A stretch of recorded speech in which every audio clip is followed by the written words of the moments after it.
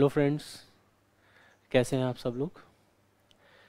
आज के इस सेशन में बेसिकली जो पास्ट एक्सपीरियंस हम लोगों का रहा, जो अभी रिसेंटली पीसीएस का एग्ज़ामिनेशन हुआ मेंस का, और जो एक्सपीरियंस हमारा निकल के आया, जो आउटपुट हम लोग का निकल के आया, वो बहुत ही अच्छा रहा। और उसमें हमने जो वीडियोस लिए, जो वीडियो लेक्चर्स लिए, उसमें से काफ़ी question straight away direct questions जो हैं स्टूडेंट्स को मिले। तो स्टूडेंट की डिमांड प्लस हम लोगों का अपना एक एफर्ट ये निकल के आया कि अपकमिंग एग्ज़ाम जो आपका होने जा रहा है प्रीलिम्स का, उसके लिए भी क्यों ना हम लोग कुछ क्वेश्चंस को आपके साथ डिस्कस करें, जिससे कि आपको बेनिफिट हो सके प्रीलिम्स के एग्ज़ामिनेशन में। एक आइडिया लगे आपको कि कैसे प्रीलिम्स में क्वेश्चन पूछे जाते हैं और कैसे कीवर्ड्स से जो है आयोग आपके क्वेश्चंस को कंफ्यूजन क्रिएट करवाता है। वो क्वेश्चन कैसे कंफ्यूज करते हैं आपको, आप कंफ्यूज होते हैं क्वेश्चंस को पढ़ के, और फिर सही क्वेश्चन भी आपके गलत हो जाते हैं। तो इसी सीक्वेंस में, इसी क्रम में आपको और अच्छी बेहतर एक गाइडेंस और एक अच्छा प्रिपरेशन कराने के लिए हमने ये सीरीज़ शुरू की हम लोगों ने।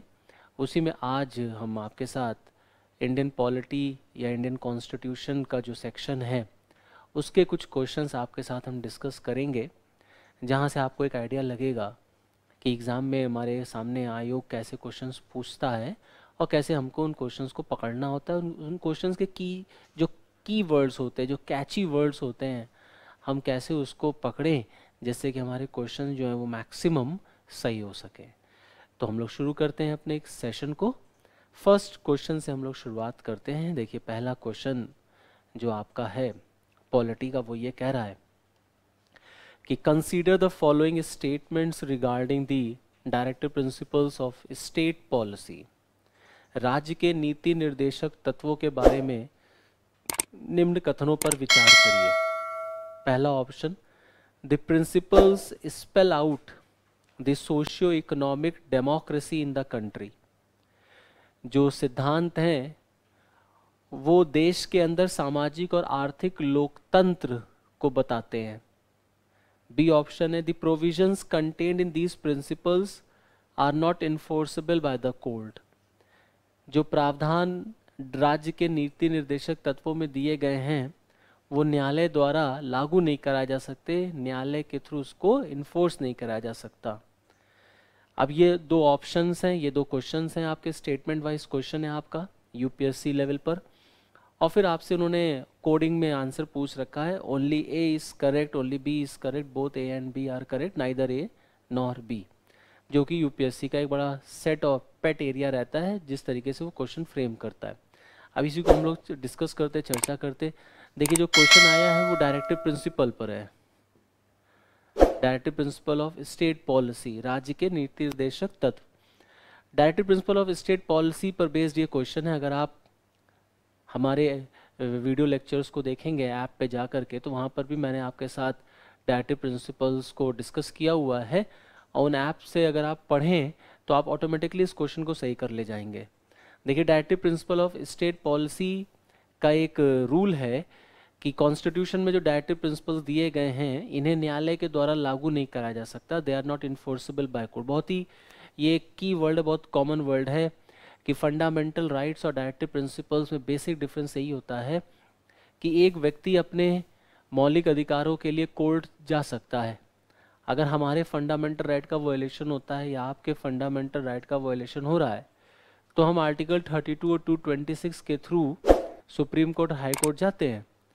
बट अगर डायरेक्टिव प्रिंसिपल्स के लिए हम लड़ाई लड़ना चाहें तो हम कोर्ट नहीं जा सकते, मीन्स न्यायालय के थ्रू इसको हम इन्फोर्स नहीं करा सकते, लागू नहीं करा सकते।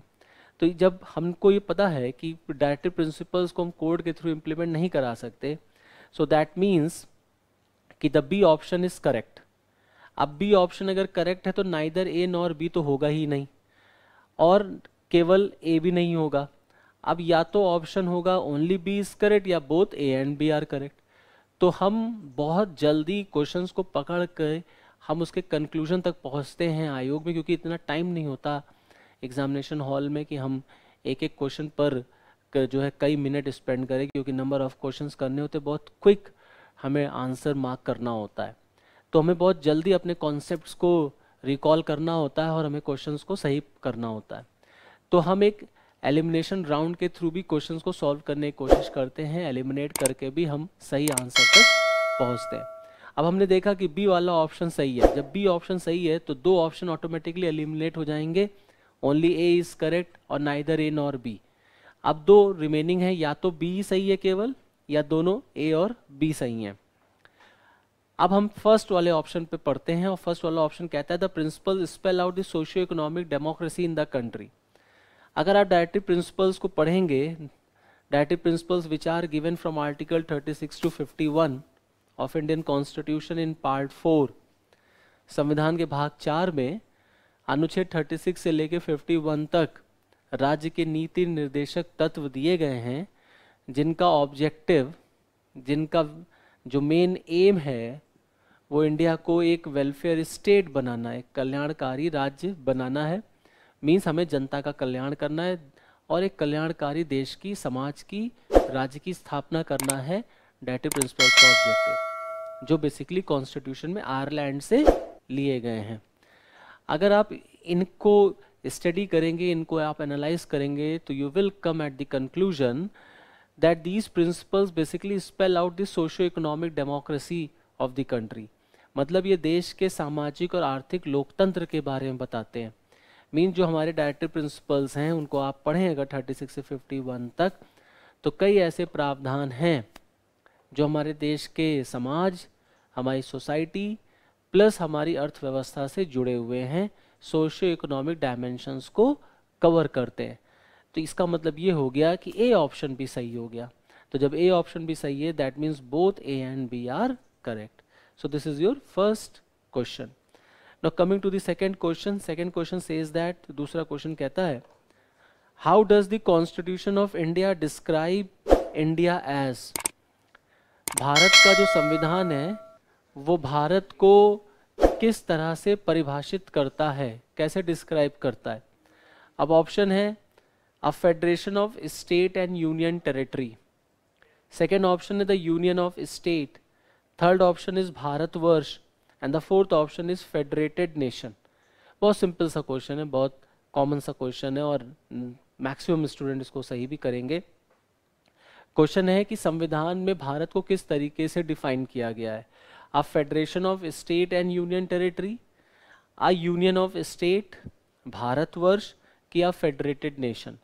तो अगर आप कॉन्स्टिट्यूशन को पढ़ेंगे तो you will come to know that the Indian constitution describes India as the union of state. Indian constitution का अगर आप आर्टिकल 1 स्टडी कर लें, आर्टिकल 1 को आप पढ़ें, तो ऑटोमेटिकली आप आंसर पे आ जाएंगे। आर्टिकल 1 कहता है कि India that is Bharat shall be union of states. India जो कि भारत है वो राज्यों का एक संघ होगा। तो India that is Bharat shall be union of state. और ऑप्शन भी दिया हुआ है आपको, बी ऑप्शन है यूनियन ऑफ स्टेट। तो इंडियन कॉन्स्टिट्यूशन ने इंडिया को यूनियन ऑफ स्टेट कहा है। हम राज्यों के संघ हैं, हम यूनियन ऑफ स्टेट लिखते हैं, फेडरेशन ऑफ स्टेट नहीं लिखते। इंडिया का nature, India is a federal country, no doubt about that.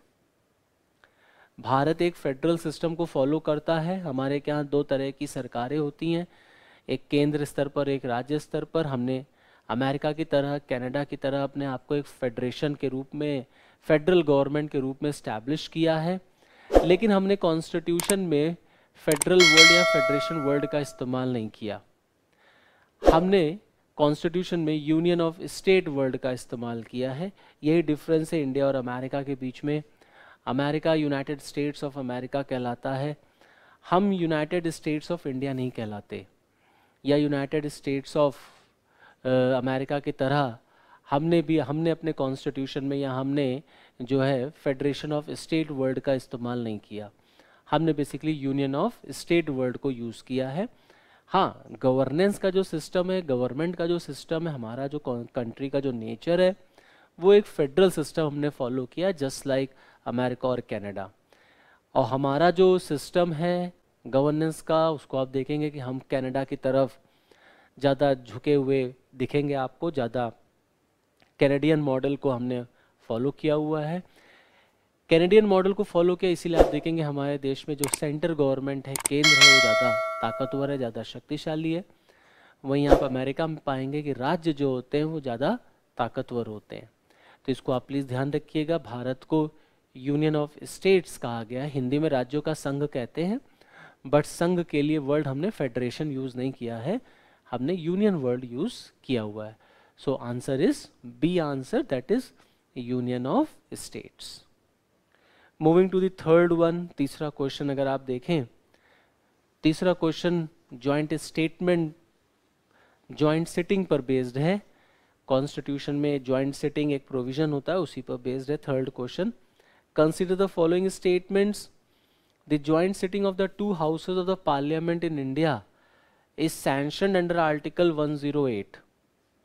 Bharat के संविधान में या भारत में दोनों सदनों की जो संयुक्त बैठक है वो अनुच्छेद 108 में दी गई है।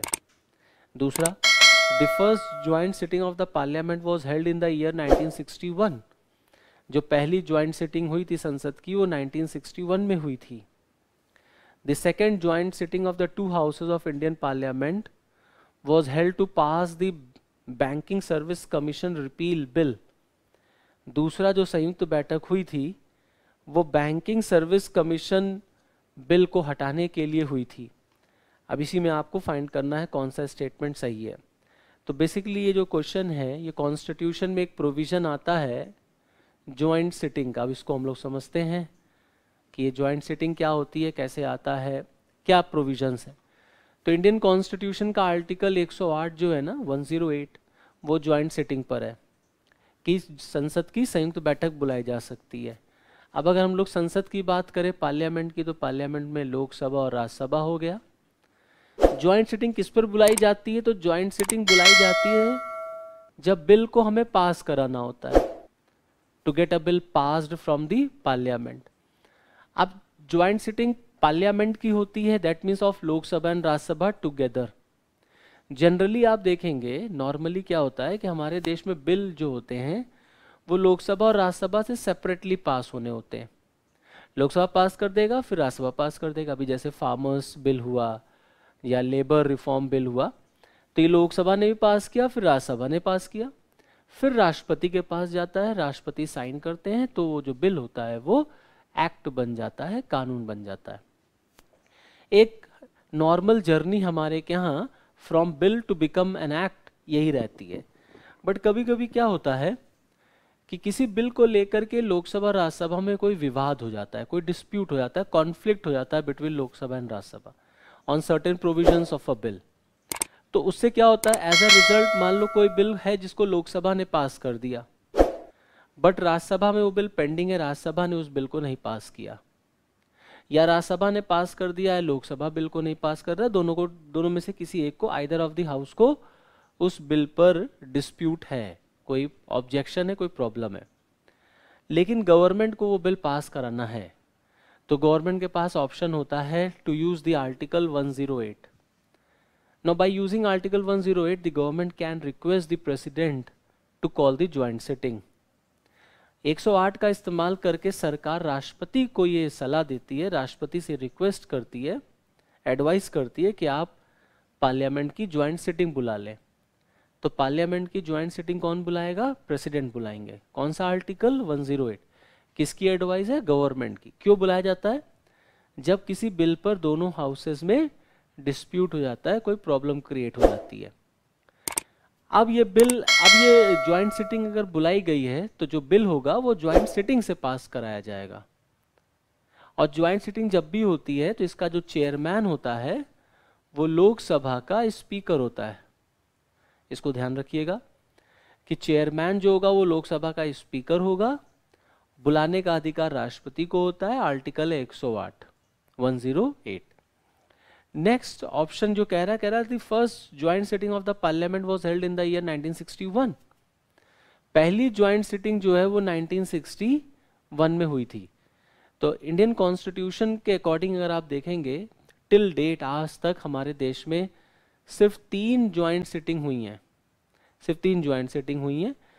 एक डाउरी एक्ट पर, दूसरा बैंकिंग रिपील पर, बैंकिंग सर्विस कमीशन जो रिपील बिल आया था उस पर, और तीसरा एक पोटा कानून बना था, पोटा POTA, इस पोटा लॉ पर।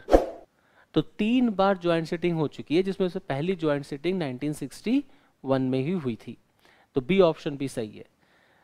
तीसरा ऑप्शन कह रहा था second joint sitting was held to pass the banking service commission repeal bill, बिल्कुल सही है, ये 1977 में हुई थी।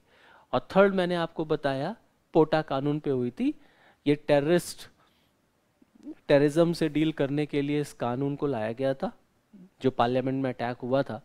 तो उसके बाद अटल बिहारी वाजपेयी जी की गवर्नमेंट थी जिसने पोटा कानून जो है वो पास कराया था। अभी तो फिलहाल पोटा कानून रिपील हो चुका है, अभी इसको वापस ले लिया गया है।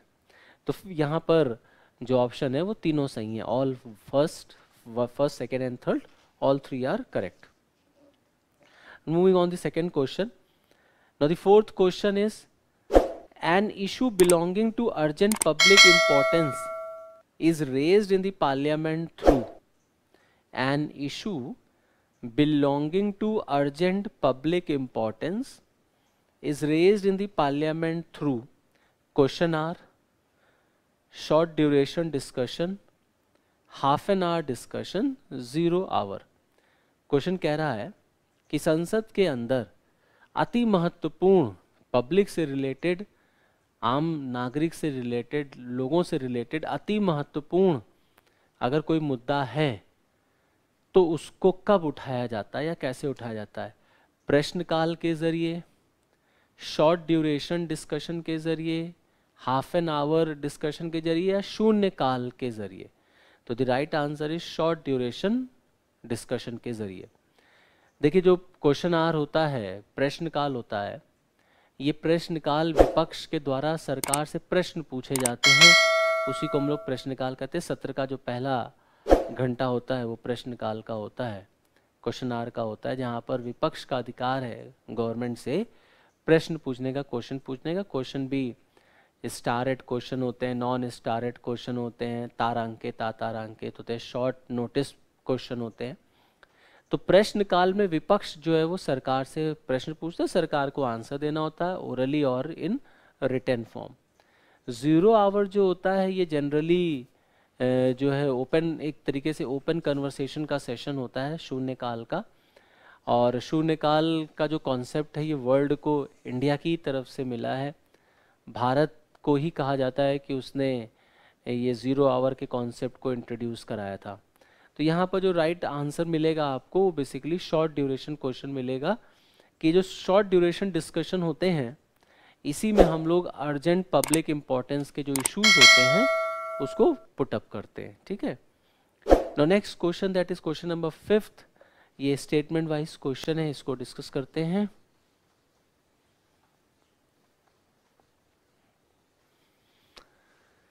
नो क्वेश्चन 5th कह रहा है, consider the following statements. Deputy Speaker is chosen by the House. Office of Deputy Speaker always held by a member belonging to opposition party in the Lok Sabha. Deputy Speaker is chosen by the House. मतलब जो सदन में deputy speaker होता है उसका चुनाव सदन के द्वारा किया जाता है।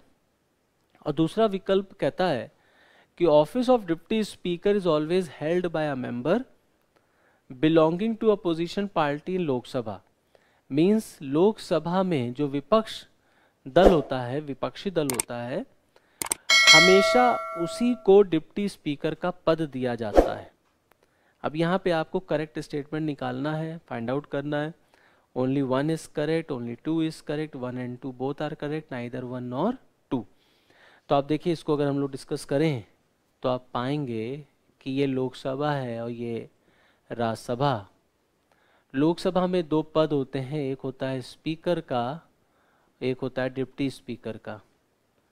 राज्यसभा में भी 2 पद होते हैं, एक होता है चेयरमैन का, एक होता है डिप्टी चेयरमैन का। ठीक, जो राज्यसभा में ये चेयरमैन होते हैं ये वाइस प्रेसिडेंट ऑफ इंडिया होते हैं। जो भारत के उपराष्ट्रपति होते हैं वही राज्यसभा के सभापति होते हैं। लोकसभा के अंदर जो स्पीकर और डिप्टी स्पीकर होता है, इसका बेसिकली इलेक्शन होता है, चुनाव होता है। और लोकसभा और डिप्टी स्पीकर का जो इलेक्शन होगा वो लोकसभा के ही मेंबर्स करते हैं। जो लोकसभा के मेंबर होंगे वही स्पीकर को चुनते हैं, वही डिप्टी स्पीकर को चुनते हैं। यहाँ उपराष्ट्रपति का चुनाव होता है। उपराष्ट्रपति बनने के बाद ऑटोमेटिकली आप राज्यसभा के सभापति हो जाते हैं। और एक पद होता है डिप्टी चेयरमैन का। लोकसभा में एक पद होता है डिप्टी स्पीकर का और स्पीकर का। तो इनका मेनली काम क्या होता है? ये प्रिसाइडिंग ऑफिसर होते हैं, ये भी प्रिसाइडिंग ऑफिसर होते हैं, ये भी प्रिसाइडिंग ऑफिसर होते हैं। सदन की कार्यवाही जो है वो सक्सेसफुली रन कर सके, डिसिप्लिन्ड फॉर्म में हो, कोई इनडिसिप्लिन एक्शन ना हो, टाइमली बिल आए, टाइमली सबकी प्रेजेंस हो, क्वेश्चन पूछें। मींस इन कंक्लूजन अगर सदन के अंदर कोई भी काम हो रहा है तो वो स्पीकर की रिस्पॉन्सिबिलिटी होती है। स्पीकर उसको मॉनिटर करते हैं, कंट्रोलिंग करते हैं। इफ स्पीकर इज एब्सेंट, अगर स्पीकर नहीं है तो उनकी जगह पर डिप्टी स्पीकर जो होगा वो लोकसभा की फंक्शनिंग को रन कराता है, कंडक्ट करता है, उसको देखता है। अब ये डिप्टी स्पीकर का इलेक्शन लोकसभा के मेंबर ही करते, ये सही है। नेक्स्ट ऑप्शन जो आपने लिखा हुआ है या जो आप ऑप्शन आ रहा है उसमें आया कि office of deputy speaker is always held by a member belonging to opposition party in the Lok Sabha.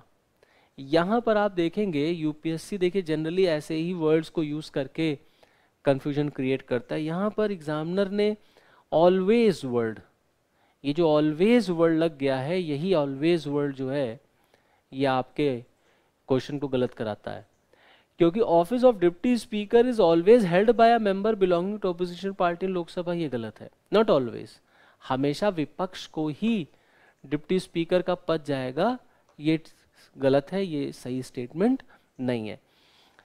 हाँ वो ठीक है कि जनरली आप देखेंगे तो विपक्ष को जाता है, बट हमेशा ही जाएगा ये ठीक नहीं रहता। विपक्ष को इसलिए दिया जाता है, थोड़ा चेक एंड बैलेंस मेंटेन करने के लिए रहता है कि विपक्ष का कोई डिप्टी स्पीकर बन जाए, बट हमेशा विपक्ष का ही कोई डिप्टी स्पीकर होगा, तो ये स्टेटमेंट जो है अपने आप में इनकरेक्ट है, सही नहीं है। तो यहाँ पर राइट आंसर होगा only one is correct, that the deputy speaker is chosen by the house. Deputy speaker का चुनाव लोकसभा के मेंबर के ही द्वारा किया जाता है। Moving on the next question, next question देखेंगे आप तो consider the following statements. Rajya Sabha alone has the power to declare that it would be in national interest for the parliament to legislate with respect to a matter in the state list. Okay, कभी कभी ऐसे statement आते हैं बड़े लंबे चौड़े और उनको पढ़ना पड़ता है, तो बहुत ध्यान से, बहुत पेशेंटली हमें स्टेटमेंट को पढ़ना होता है, क्योंकि इसी स्टेटमेंट में कहीं वर्ड इधर से उधर होता है और पूरी मीनिंग जो होती है वो स्टेटमेंट की चेंज हो जाती है। ठीक है, तो क्वेश्चन कह रहा है, ऑप्शन 1 कह रहा कि Rajya Sabha alone has the power to declare that it would be in national interest for the parliament to legislate with respect to a matter in the state list। अर्थात राज्यसभा के ही पास या केवल राज्यसभा के ही पास ये अधिकार है कि वो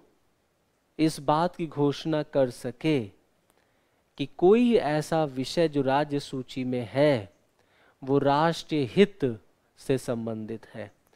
तो राष्ट्रीय हित से संबंधित कोई मुद्दा है राज्य सूची में, इस पर निर्णय लेने का अधिकार केवल राज्यसभा को है। ये विकल्प, पहला ऑप्शन विकल्प कह रहा है क्वेश्चन नंबर 6 का। दूसरा कहता है option, resolution approving the proclamation of emergency is passed only by the Lok Sabha. Means आपातकाल को लगाने का जो प्रस्ताव है वो केवल लोकसभा से पारित होता है। ठीक, तो यूपीएससी की एक ये भी खासियत है कि वो एक स्टेटमेंट आपको देगा राष्ट्रपति से तो दूसरा स्टेटमेंट दे देगा पार्लियामेंट से। क्लियर, तो इसीलिए हर एक टॉपिक को जब पढ़ा जाता है पॉलिटी में तो इंटरलिंक करके पढ़ा जाता है क्योंकि सबका रिलेशन कहीं ना कहीं से होता है। इसलिए आप सेग्रीगेट करके डिवाइड करके नहीं पढ़ सकते कि अच्छा हम प्रेसिडेंट का टॉपिक पढ़ रहे हैं तो हम प्रेसिडेंट को याद करेंगे। आपको उसको इंटरलिंक करना होगा कि प्रेसिडेंट का है तो पार्लियामेंट का क्या रिलेशन है, पार्लियामेंट है तो प्राइम मिनिस्टर का क्या रिलेशन है, तब आप statement wise question at least UPSC level के जो क्वेश्चंस होंगे उन्हें आप सॉल्व कर पाएंगे। अब हम लोग इसको सॉल्व करते की कोशिश करते हैं। तो पहला जो ऑप्शन कह रहा है राज्यसभा अकेले ये अधिकार रखता है कि वो ये तय करे कि ये मुद्दा जो है वो राज्य सूची में है वो राष्ट्रीय हित का है। तो आप देखें कॉन्स्टिट्यूशन का जो 7th शेड्यूल है, संविधान की जो 7वीं अनुसूची है, वो बेसिकली 3 सूचियों से संबंधित है। One is the centre list, second is the state list and third is the concurrent list, समवर्ती सूची। ठीक, केंद्र सूची, राज्य सूची और समवर्ती सूची। केंद्र सूची में ऐसे विषय आते हैं, ऐसे सब्जेक्ट्स आते हैं जिन पर लॉ बनाने का जो राइट होता है, जो अधिकार है, वो केवल सेंट्रल गवर्नमेंट के पास है, only with the central government. इसी तरह से राज्य के पास भी कुछ विषय दिए गए हैं जिस पर कानून बनाने का अधिकार केवल राज्य सरकार के पास है, only with the state government. और समवर्ती में भी ऐसे ही कुछ विषय आते हैं जिस पर कानून बनाने का अधिकार दोनों को है, both that is both the central government and the state government, दोनों ही लोग कानून बना सकते हैं। अब कभी कभी ऐसा भी हो जाता है कि कुछ विषय या कोई विषय जो राज्य सूची में है उस पर कानून बनाने का अधिकार किसको मिल जाता है, केंद्र सरकार को, सेंट्रल गवर्नमेंट को। लेकिन ये तभी होगा जब केवल राज्यसभा ये तय करे, ओनली राज्यसभा ये तय करे कि हाँ ये कोई विषय जो है वो राष्ट्रीय हित का है। जैसे मान लीजिए राज्य सूची में कोई विषय है एक्स, अब इस एक्स लॉ पर एक्सक्लूसिवली कानून बनाने का अधिकार किसका है, राज्य सरकार का। लेकिन अगर राज्यसभा इस एक्स विषय को राष्ट्र हित का बता दे, ऑफ नेशनल इंपॉर्टेंस, तो केंद्र सरकार को अधिकार मिल जाएगा कि वो एक्स विषय पर कानून बना सके। तो यहां पर केवल राज्यसभा को ही अधिकार, Rajya Sabha alone has the right, Lok Sabha is not involved in deciding this, okay, only Rajya Sabha is involved. So that means the first statement is correct, that Rajya Sabha alone has the power. Now the second statement says that the resolution approving the proclamation of emergency is passed only by the Lok Sabha. फिर देखिए यहाँ पर लग गया only by the Lok Sabha, Lok Sabha से तो पास होता ही है लेकिन only by the लोक सभा, स्टेटमेंट गलत हो गया।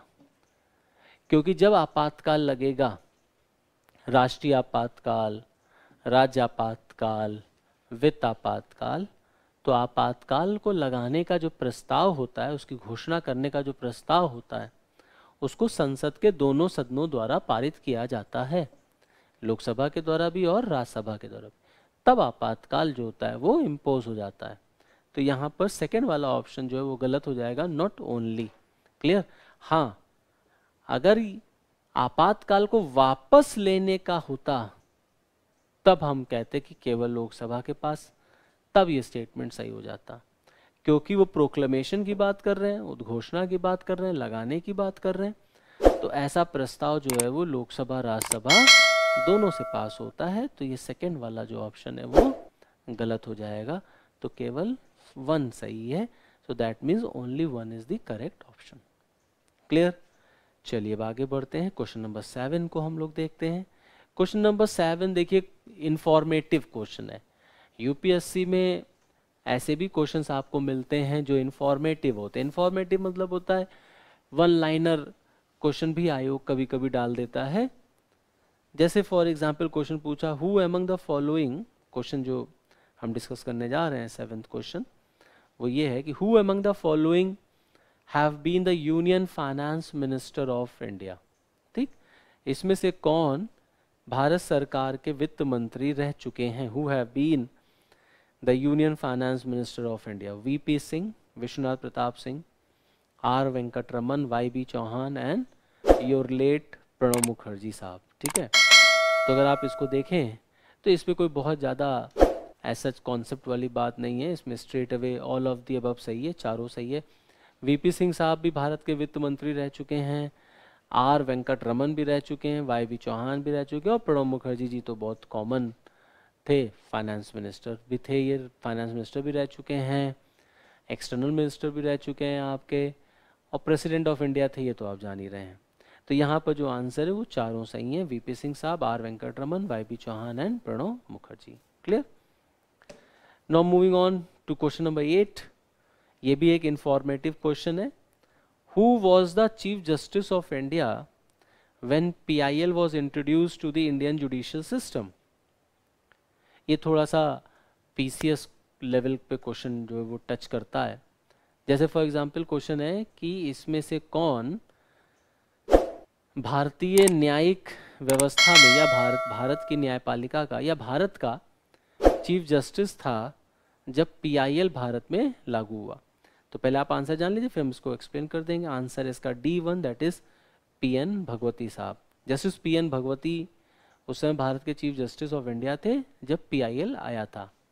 अब PIL क्या है इसको समझ लेते हैं। No, PIL is your public interest litigation, जनहित याचिका कहते हैं इसको, पब्लिक इंटरेस्ट लिटिगेशन, जनहित याचिका।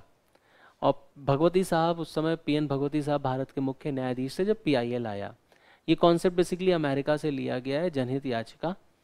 जनहित याचिका क्या होती है कि अगर किसी भी पर्सन के फंडामेंटल राइट्स का वायलेशन होता है, तो मैंने आपको अभी बताया कि हम सुप्रीम कोर्ट और हाई कोर्ट जाते हैं।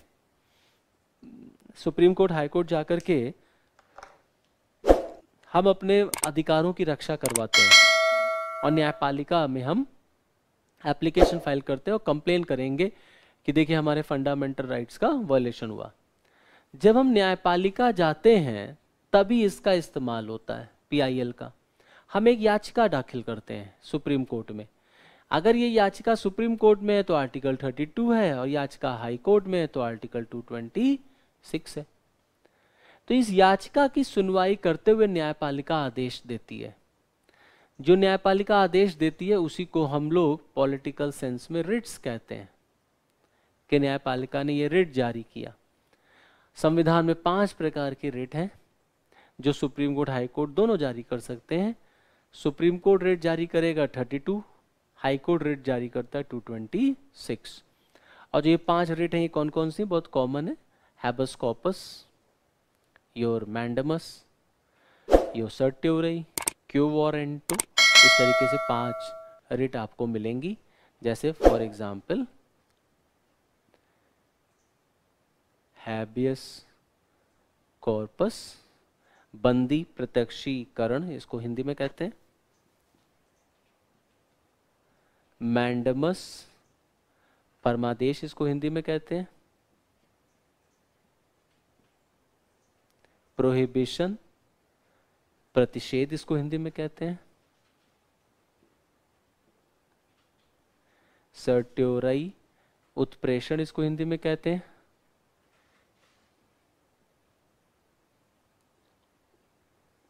क्यू वारंटो अधिकार परीक्षा। ये 5 रिट है। हैबस कॉर्पस बंदी प्रत्यक्षीकरण, न्यायालय के सामने बंदी को सशरीर प्रस्तुत करना, to produce the body before the court. Mandamus का मतलब होता है to give command, we order, we give command. Prohibition का मतलब होता है टू प्रोहिबिट, रोकना। सर्ट्योरई में क्वैश कराना ऑर्डर को ऑफ लोअर या सबऑर्डिनेट कोर्ट, और केस को अपने पास ट्रांसफर कराना। क्यू वारंटो में होता है विथ व्हाट अथॉरिटी, किस अधिकार से। तो इस तरीके से 5 रिट इशू होती है under article 32 and 226 by the supreme court and high court. लेकिन ये तभी होगा जब हम न्यायपालिका में PIL दाखिल करते हैं, जनहित याचिका। तो जनहित याचिका एक याचिका है, एक एप्लीकेशन होती है अपने फंडामेंटल राइट्स को प्रोटेक्ट कराने के लिए। और ये कॉन्सेप्ट हमने अमेरिका से लिया, वहाँ से इसकी शुरुआत हुई, अमेरिका और ऑस्ट्रेलिया जैसे देशों में पाया जाता है। फाइनली फिर हमने इंडिया में इसको इम्प्लीमेंट किया, पब्लिक को जस्टिस देने के लिए, उनके अधिकारों की रक्षा करने के लिए। और इस कॉन्सेप्ट को इंट्रोड्यूस जब किया गया तो उस समय जो चीफ जस्टिस साहब थे वो जस्टिस पीएन भगवती थे। तो आई होप यहाँ तक आपको समझ में आया होगा। Now moving on to the next question, that is question number 9। Consider the following statements. The chairman of the committee on public account is appointed by the speaker of the Lok Sabha.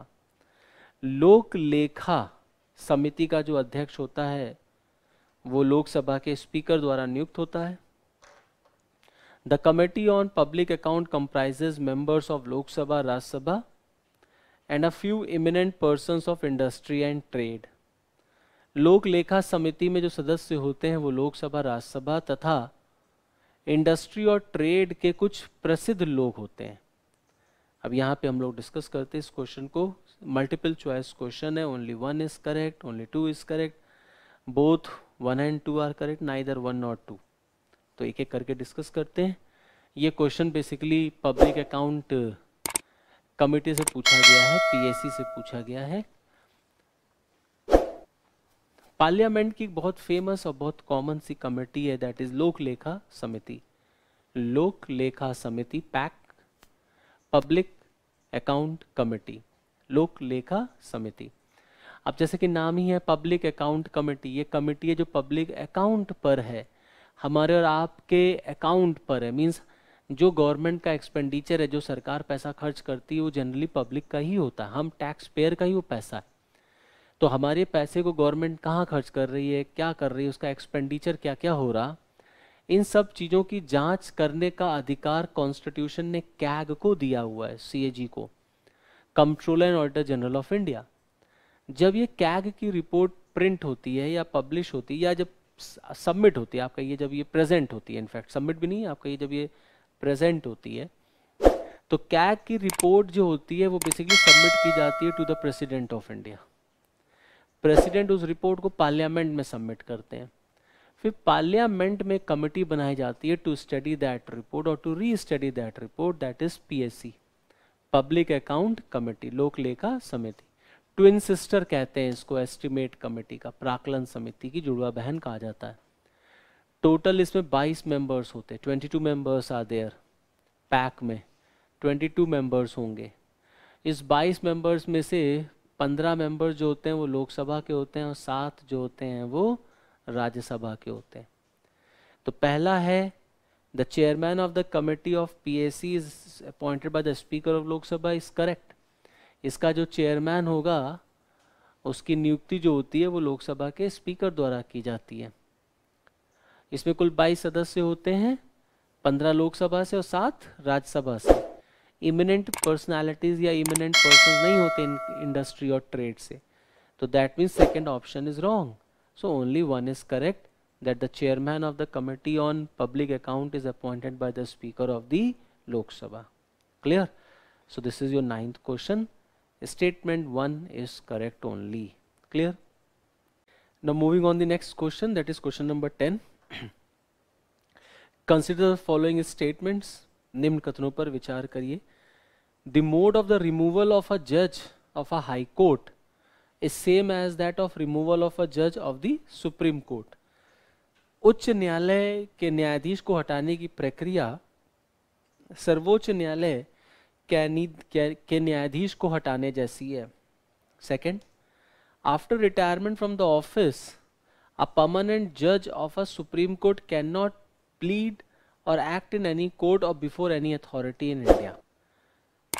अपने पद से हट जाने के बाद high court का एक जज जो है वो किसी भी न्यायालय में या भारत के किसी भी अथॉरिटी के समक्ष कोई कार्य या वकालत नहीं कर सकता। अब यहाँ पर क्वेश्चन में आपको पता लगाना है विच स्टेटमेंट इज करेक्ट, कौन सा स्टेटमेंट सही है। अब इसको समझते हैं। देखिए, कॉन्स्टिट्यूशन को अगर आप पढ़ेंगे और आप उसमें न्यायपालिका के टॉपिक को देखें तो सुप्रीम कोर्ट और हाई कोर्ट के जो जज लोग होते हैं इंक्लूडिंग चीफ जस्टिस, इन्हें एक ही प्रक्रिया के तहत हटाया जाता है, दैट इज इम्पीचमेंट। क्लियर? ये इम्पीचमेंट जो भारत के राष्ट्रपति के ऊपर लगता है, बिल्कुल वैसी ही प्रक्रिया सुप्रीम कोर्ट जज और हाई कोर्ट जज के लिए भी यूज होती है। तो पहला स्टेटमेंट कहता है अ जज of a high court removal is same as the जज ऑफ द सुप्रीम कोर्ट। ये स्टेटमेंट सही है।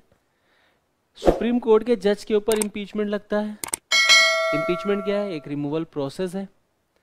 पार्लियामेंट में लाया जाता है ये प्रस्ताव, लोकसभा राज्यसभा से पास होता है, और अगर ये पास हो जाता है तो जज जो होता है वो अपने पद से रिमूव मान लिया जाता है। तो जैसे सुप्रीम कोर्ट का जज हटता है, बिल्कुल वैसे ही हाई कोर्ट के जज भी हटते हैं इन द सेम प्रोसेस। तो स्टेटमेंट नंबर 1 इज करेक्ट।